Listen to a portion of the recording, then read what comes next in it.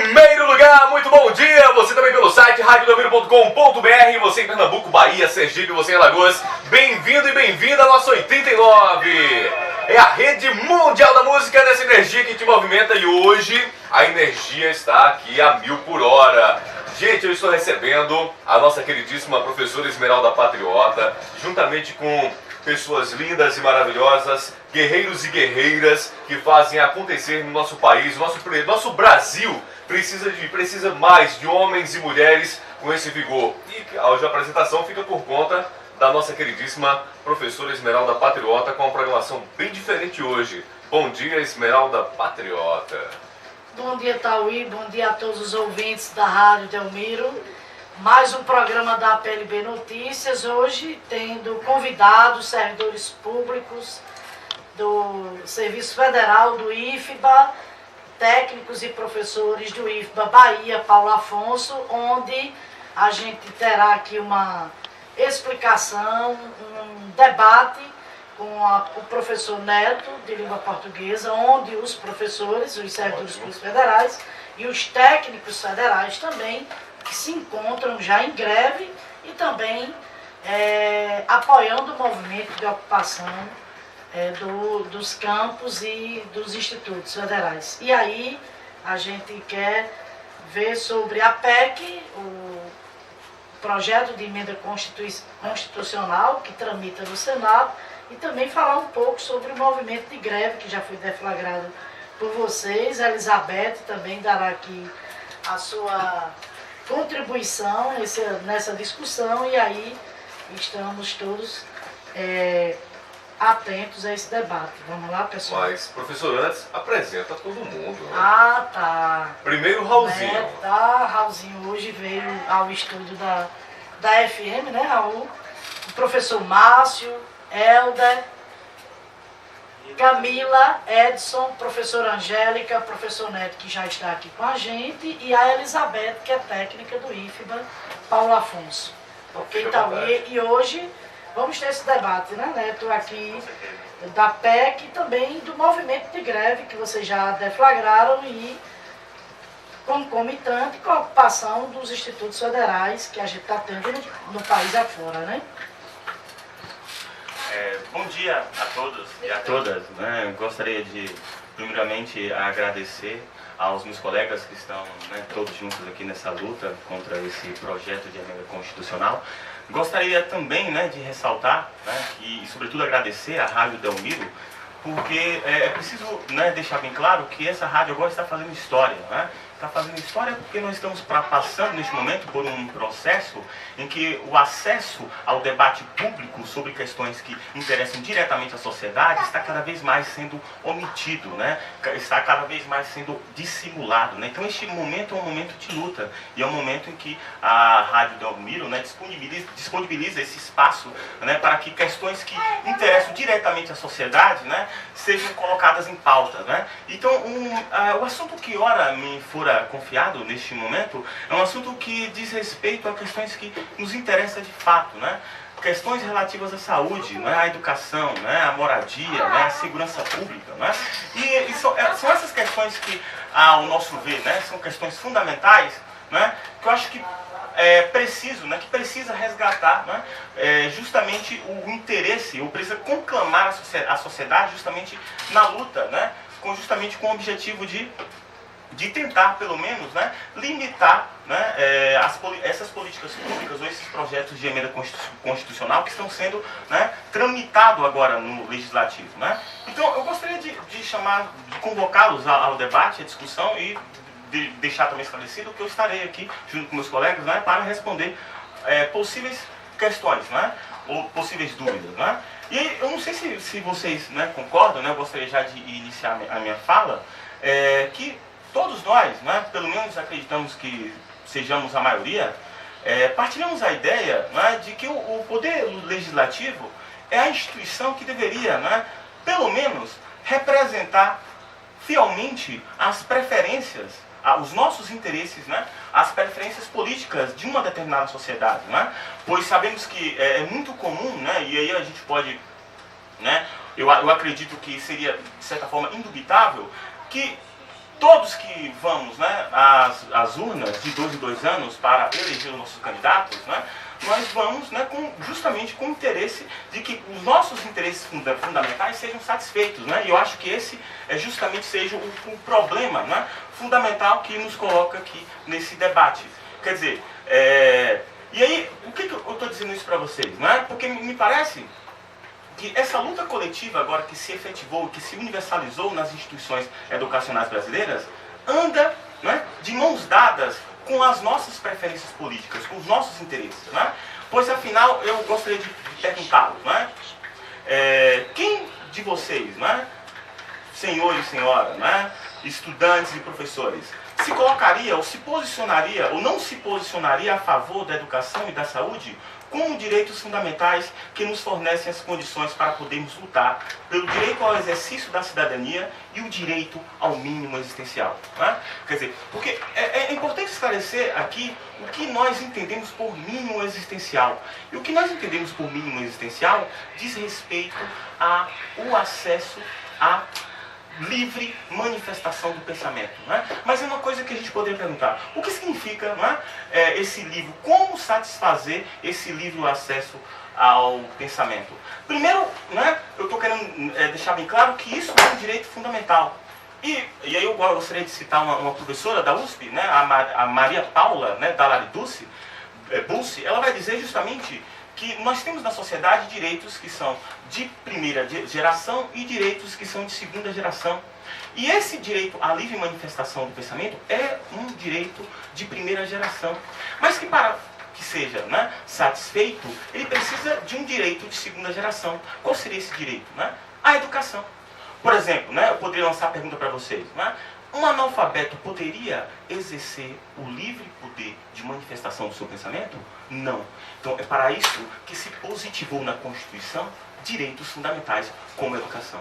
Por exemplo, nós temos um outro direito fundamental que seria o direito à intimidade.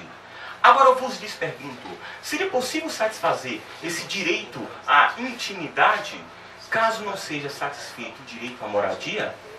Vocês conseguem perceber que é justamente por essas questões que nós estamos aqui, né, reunidos, né, e sobretudo em greve, reivindicando, né, questões relativas à satisfação desses direitos que são fundamentais. Né? Por exemplo, né, na nossa opinião, o grande problema, né, desses projetos que estão agora tramitando no Senado é justamente o fato de ele não permitir, né, um diálogo, um debate com a sociedade que tem um interesse imediato nessas questões. O grande problema é que os parlamentares atualmente eles estão produzindo políticas que atingem frontalmente, né, ou que estão frontalmente contrários à opinião pública. É essa a questão que nós consideramos que seja fundamental. E aí, nesse sentido, né, nós voltamos a falar do mínimo existencial. Por que eu gostaria de ressaltar essa questão do mínimo existencial? Porque, ao nosso ver, o principal problema, né, gerado pela PEC é que ele vai produzir uma redefinição do que nós consideramos enquanto mínimo existencial sem um debate com a sociedade. Né? Esse é o problema. Quer dizer, o mínimo existencial que nós entendemos como educação, como saúde, como moradia, como segurança pública, vai ser um mínimo existencial que será apenas satisfeito por uma elite. Vai estar apenas destinado à satisfação de uma classe, de um grupo minoritário. Então, esse é o grande problema fundamental que nós estamos aqui lutando, né? Em função da, ou seja, tendo em vista a movimentação da greve. Então, uma coisa que eu acho que é fundamental, né, esclarecer à população, que os projetos que atualmente tramitam no Legislativo são projetos, né, que, de certa forma, né, digamos assim, né, são projetos que estão indo na contramão daquilo que é estabelecido pela Constituição. Porque a própria Constituição, ela precede o STF, ela precede as decisões de qualquer tribunal. E eu gostaria de citar para vocês um exemplo, né, de uma sentença proferida por um juiz, né, da Vara da Infância e Adolescente do Rio de Janeiro, que é uma sentença, uma liminar, que visa justamente demonstrar, né, ou que visa justamente, né, defender a tese de que esse argumento, né, que é o argumento hoje geral de que não existe na sociedade um nível de tributação suficiente para a satisfação de certas políticas públicas, para demonstrar somente que esse projeto, esse argumento é falacioso. Por quê? Porque mais importante, não é? Mais importante do que o próprio tribunal, do que a própria esfera legislativa, é a satisfação desses direitos que são fundamentais. E aí eu gostaria de explicar para vocês, né? Eu gostaria de ler para vocês a sentença que vai anda justamente na contramão dos ataques, né, que nós estamos recebendo contra a nossa Constituição, né? A Constituição que precede o próprio STF. E eu gostaria de ler para vocês, né? Se vocês tiverem um pouco de paciência e desculpar, né? Porque assim, é a primeira vez que eu estou falando aqui na rádio, eu estou um pouco nervoso. Mas assim, e aí a sentença diz exatamente o seguinte: direito à educação erigido diretamente da Constituição Federal, que impõe a contratação de professores a fim de suprir a carência de material humano que acomete a rede de ensino fundamental e, indiretamente, obstaculiza a fruição do direito subjetivo que é fundamental. E aí o juiz ele vai discorrer sobre um conceito de reserva do possível. O que significa no direito reserva do possível? É quando o Estado ele não tem recursos suficientes, né, para a produção de políticas, né, que visa justamente mudar uma situação, né, de anomia, uma situação de problema social. E aí a reserva do possível geralmente é levada em consideração por quê? Porque ela representa os limites orçamentários de uma sociedade. No entanto, o que o juiz está deixando bem claro é que, ora, para além de qualquer reserva do possível, para além dos limites impostos por esse conceito, é preciso levar em consideração aquilo que é mais fundamental, que é a vida. Né? Que é a vida. E aí ele vai dizer o seguinte: ora, a reserva do possível não pode servir de escusa ao descumprimento de mandamento fundado em sede constitucional, notadamente quando acarretar a supressão de direitos fundamentais, em atenção ao mínimo existencial e ao postulado da dignidade da pessoa humana. Então, nesse sentido, o que eu gostaria de vos esclarecer é que o nosso movimento de greve, assim como os movimentos de ocupação que ocorrem agora em todo o Brasil, promovido por esses estudantes, visa justamente, né, lutar contra essas medidas, né, que vão intervir diretamente na vida social das classes menos favorecidas deste país. E aí é essa questão que eu acho que é fundamental de esclarecer. A PEC, né, a PEC 241, ela vai limitar a criação de emprego, de cargo ou função que, segundo ela, né, implica no aumento da despesa pública. Ela vai também limitar, ou melhor dizendo, vai demolir com o próprio processo de realização de concurso público. Sobretudo, não vai mais permitir, né, vai vedar a admissão ou a contratação de pessoas, mesmo quando essa contratação mesmo se essa contratação for necessária para a resolução de problemas que são fundamentais. Quer dizer, o problema, caros ouvintes, né, quando eu digo que o problema é muito grave, é no sentido de que, ora, a vedação desses direitos, a vedação de concurso público, a vedação de admissão de pessoas para a resolução de problemas que são fundamentais, significa, em última instância, a quebra, a demolição da mobilidade social no país. Né? Eu acho isso um problema sério. Né? Quer dizer, vocês que são pais, né, que são mães, eu acredito, né, todos sonham com os seus filhos em universidades. Todos sonham com seus filhos ocupando cargos públicos. Você, senhor e senhora, idoso, idosa, todos estão em busca de uma saúde pública de qualidade. Todos não querem ficar esperando nas filas dos hospitais para serem atendidos por um grupo seleto de pessoas que não vai conseguir dar conta de uma demanda, porque vai faltar recurso, vai faltar dinheiro. Porque esse corte nas despesas é um corte na vida, é um corte na perspectiva de transformação social, é um corte no sonho de desenvolvimento social, é um corte nos sonhos de nossos filhos, né, de nossas filhas, de nossos jovens, de nossos adolescentes. E aí eu gostaria só de esclarecer e ressaltar a legitimidade de nossa greve, bem como a legitimidade de todos os movimentos que estão sendo, né, realizados neste momento no país. E aí esse movimento, posso vos garantir, não é um movimento solitário, é um movimento coletivo, é um movimento que visa, que precisa de todo mundo, de todos nós, porque o impacto não vai ser um impacto somente na educação daqueles que já estão nas universidades, naqueles que já estão integrados socialmente. O impacto é nas próximas gerações.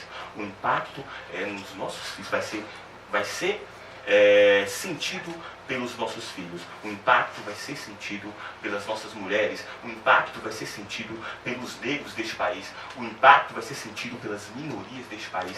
E aí eu gostaria de finalizar justamente conclamando, né, convocando, né, porque na verdade esse é o nosso intuito aqui, graças ao processo democrático pelo qual, né, nós estamos passando devido à graça que está nos sendo fornecida agora pela Rádio Delmiro Gouveia, né? E eu gostaria de agradecer novamente, né? Estamos conclamando a comunidade para essa luta, né? Luta que diz respeito aos interesses daqueles que almejam um futuro mais digno para os seus filhos, aos interesses dos que desejam acesso a uma saúde e educação pública de qualidade, daqueles, né, sobretudo, que sonham com o Brasil um Estado democrático de direito que possa, ao menos, garantir os direitos que já estão consolidados pela Constituição. Convocamos agora a comunidade para a luta em nome da proteção dos direitos já garantidos pela Constituição, uma vez que o próprio constitucionalismo tem origem na preocupação com o uso irrestrito do poder soberano do Estado.